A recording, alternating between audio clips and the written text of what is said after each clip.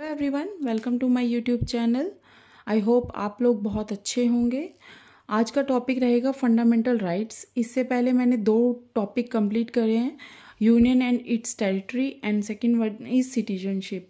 आज हम पढ़ेंगे फंडामेंटल राइट्स, जो पार्ट 3 में है कॉन्स्टिट्यूशन के। और फंडामेंटल राइट्स का मीन्स क्या होता है? जो जीवन के लिए इसेंशियल हो, जिसमें फिजिकल, मेंटल और स्पिरिचुअल डेवलपमेंट हो। मीन्स फंडामेंटल राइट से हमारा होलिस्टिक डेवलपमेंट होता है। होलिस्टिक डेवलपमेंट मतलब all round development. All round development मतलब आपका चाहे सोशल हो, मोरल हो, स्पिरिचुअल, मेंटल या फिजिकल, आपकी सारी पर्सनैलिटीज़ में डेवलपमेंट होगा, क्योंकि आपको ये पता होता है कि हमारे फंडामेंटल राइट्स ये हैं। अगर आप अपने राइट्स से आगे बढ़ के काम करेंगे तो वो भी ठीक नहीं है, क्योंकि जैसे एज ए चोरी करना हमारा कोई राइट तो है नहीं कि हम चोरी करेंगे तो हमें शाबाशी मिलेगी, नहीं ना। क्योंकि हमें पता होता है कि अगर हम कोई क्रिमिनल वगैरह वाला काम करेंगे तो हमें पनिशमेंट मिलेगी। इसीलिए हमारे कुछ राइट्स हैं जिससे आगे चल के हम कुछ काम नहीं कर सकते। और हम फंडामेंटल राइट्स के बारे में आगे भी पढ़ेंगे कि कौन कौन से फंडामेंटल राइट्स हमें दिए गए हैं। और एक बात और ध्यान रखिएगा, आपके फंडामेंटल राइट्स को कोई भी आपसे छीन नहीं सकता, ना तो गवर्नमेंट, ना कोई एज ए पर्सन। ठीक है, अब हम ये देखेंगे कि जो फंडामेंटल राइट्स है वो इनकी शुरुआत कहाँ से मिली आपको देखने को। तो पहला जो है, हमें ये सबसे पहले देखने को मिला ब्रिटेन में। कब? 13वीं सेंचुरी में ब्रिटेन के राजा ने, कौन राजा थे? किंग जॉन, जिन्होंने 1215 में थेम्स रिवर के पास एक जो घोषणा पत्र जारी किया। घोषणा पत्र को क्या कहा गया? Magna carta. और जो मैग्ना कार्टा वर्ड है सबसे पहले ब्रिटेन में यूज किया गया था।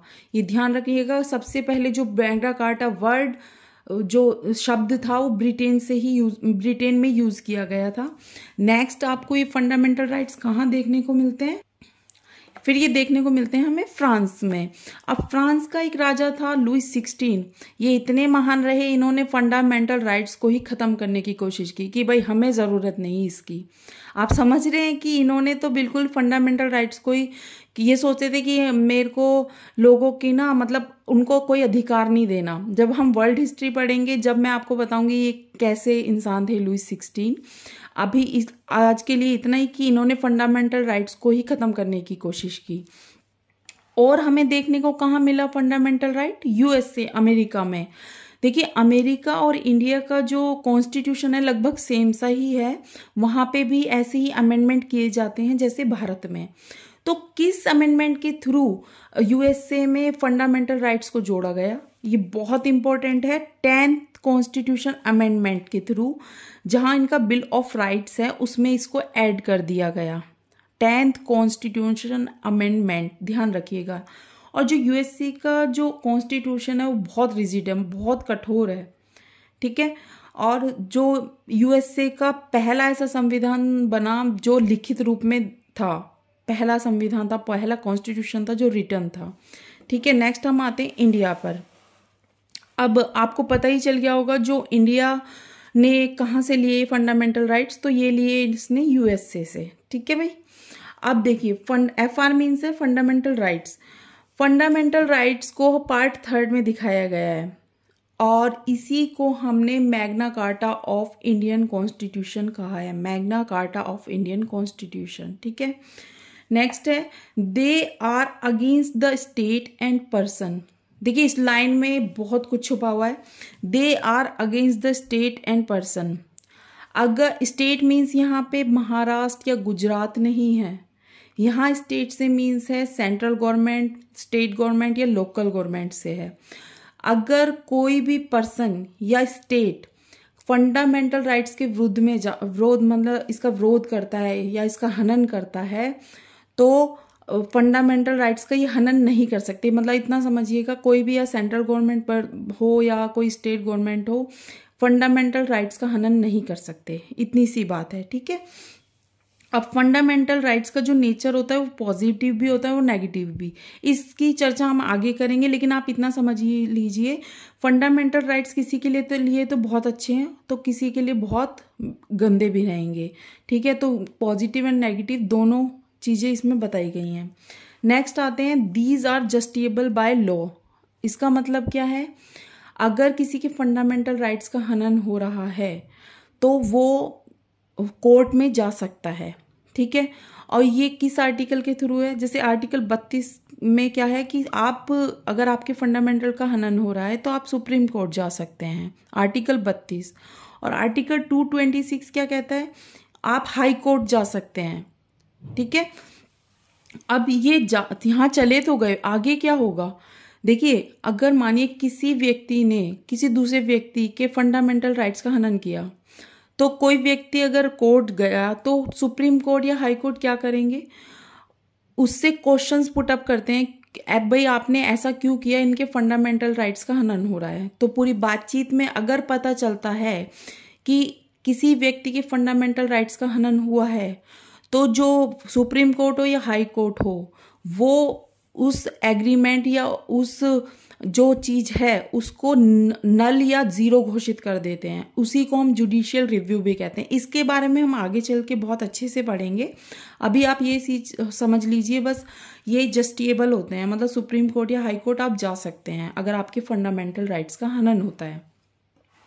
अब हम आते हैं, देखिए छोटा सा एक फैक्ट है, जब हमारा कॉन्स्टिट्यूशन बना नहीं था तो सब एक बार इसकी बात की गई थी कि हमें फंडामेंटल राइट्स अपना लेने चाहिए। तो ये बात कहाँ हुई थी, इंडियन नेशनल कांग्रेस का एक सेशन हुआ था कराची में 1931 में, जिस टाइम इसके प्रेसिडेंट थे सरदार वल्लभ भाई पटेल। उन्होंने क्या कहा था कि हमें फंडामेंटल राइट्स को अडॉप्ट कर लेना चाहिए। तो ये आप ध्यान रखिएगा, एक फैक्ट है, क्या पता क्वेश्चंस पूछ ले कि कॉन्स्टिट्यूशन से पहले क्या फंडामेंटल की राइट्स की बात हुई थी भारत में, तो ये क्वेश्चन आप ध्यान रखिएगा। नेक्स्ट है फंडामेंटल राइट्स।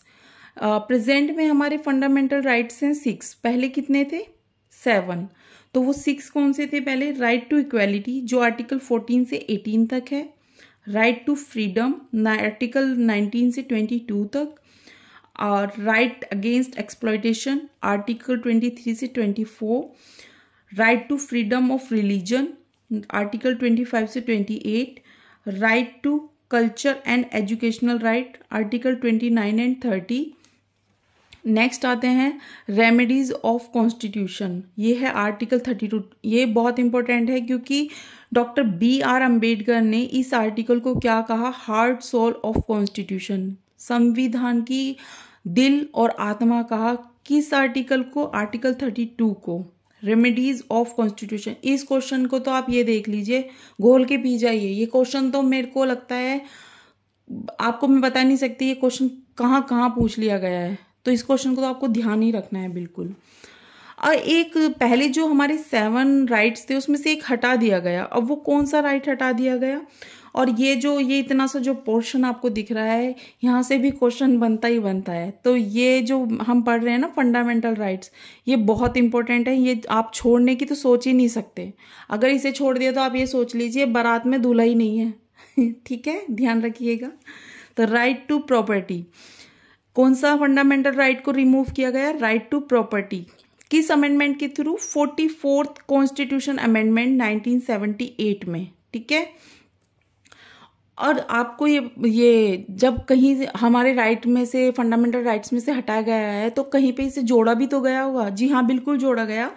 पार्ट 12 में आर्टिकल 300A में इसको जोड़ दिया गया। और अब नाउ ये हमारा कौन सा राइट है, लीगल राइट है, कानूनी अधिकार है। ये बात का भी ध्यान रखिएगा। अब पहले ये कहाँ ऐड था हमारे कॉन्स्टिट्यूशन में, आर्टिकल 19 और 31 में। जब ये हमारा फंडामेंटल राइट था ये 19 और 31 में था, लेकिन अब इसे कहाँ जोड़ा गया, पार्ट 12 में आर्टिकल 300A में। आपको अगर वीडियो अच्छी लगी हो तो प्लीज़ लाइक कीजिएगा, सब्सक्राइब कीजिएगा। इससे आगे हम कल पढ़ेंगे। Thank you so much. आप इस चैनल पे बने रहिए और अपना ध्यान रखिएगा। Bye bye, take care.